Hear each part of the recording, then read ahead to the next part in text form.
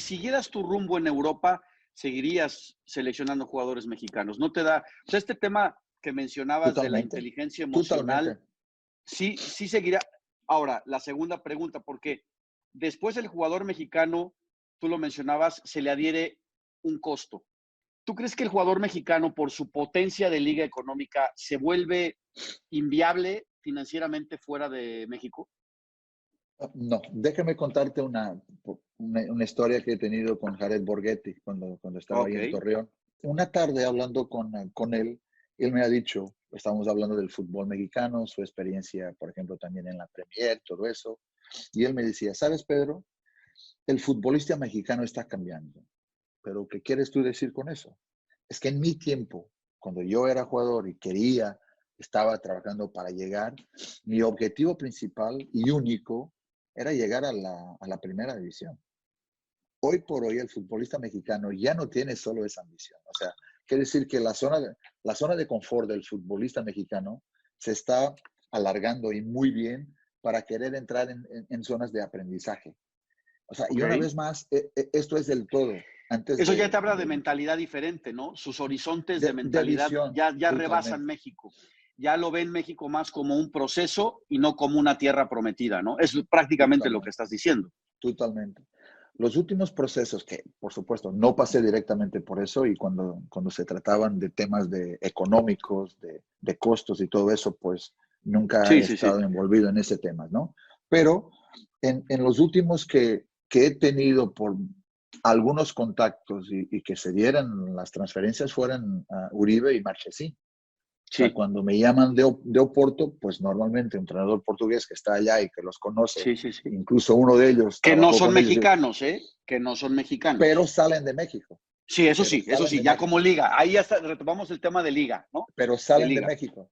Sí, Por eso correcto. te digo, fueron los últimos, salen de México, ¿no? Y como salen de México, o sea, yo no sé si, por ejemplo, y ahí es donde voy. Imagínate que nosotros, Cruz Azul, en ese entonces también Sí. quería los mismos jugadores. O sea, América te los iba a vender por igual costo que ha vendido a Oporto. No, Este es mi tema. Entonces tiene no. que ver no con el costo de lo que es salir de México a Europa, o en particular a Europa, pero lo que es el mercado interno. Ahí Sí, sí, sí yo sí. sentía que el mercado estaba Muy inflado, muy sobrevalorado. inflado, muy Sí, inflado. eso sí sentía, eso sí se sentía. Tú conoces muy bien al Piojo Herrera, conoces muy bien al Tuca, a Mohamed, a Matías Almeida. Se habla mucho de que esos entrenadores están en zona de confort y no van a Europa porque no están dispuestos a sacrificar su salario, que ese es un tema muy controversial. Pero tú crees que, vuelvo otra vez, si estos cuatro entrenadores, directores técnicos que te menciono, ¿crees que pueden obtener buenos contratos en Europa? ¿Por qué no se van a dirigir? ¿Crees que es porque les ofrecen poco o porque no los conocen? No, yo creo que Mohamed, de los cuatro, Mohamed ya ha estado en la liga. Sí, O sea, ya le fue está, muy mal, ya ¿no? trabajó. Pero Pero, le fue muy mal. pero fue.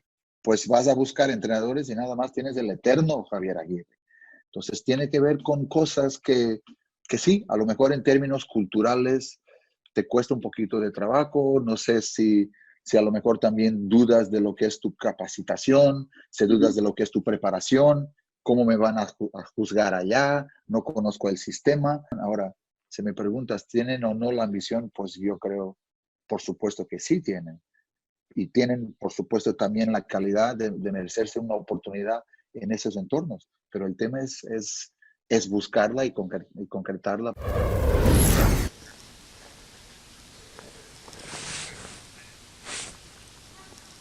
Hay entonces las declaraciones de Pedro Caixinha que le dio nuestro compañero José Luis Higuera. Caixinha dice que sí ve una mentalidad en el futbolista mexicano.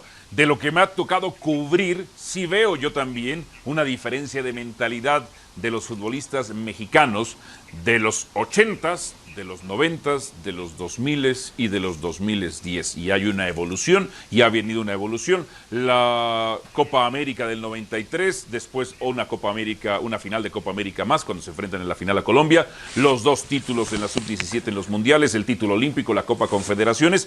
Falta, evidentemente, la Copa del Mundo, además del dominio regional que ya se tiene en CONCACAF. Jared Borghetti, se habla de que el mercado mexicano está sobrevalorado. Hermano, yo te lo pregunto, a ti, lo que te pagaban, ¿era el precio justo o sientes que te pagaban de más? Aquí en México, pues Ajá, aquí en a México. estas alturas yo creo que podría haber ganado más. Pero bueno, en aquel tiempo era una liga que sí pagaba bien, pero tampoco tenía los grandes contratos como los tiene hoy, porque ahí hay muchas otras cosas alrededor del fútbol que hacen de que el contrato del futbolista sea mucho más grande, sea más atractivo para todos, ¿no? Pero vas acorde al momento que estás viviendo.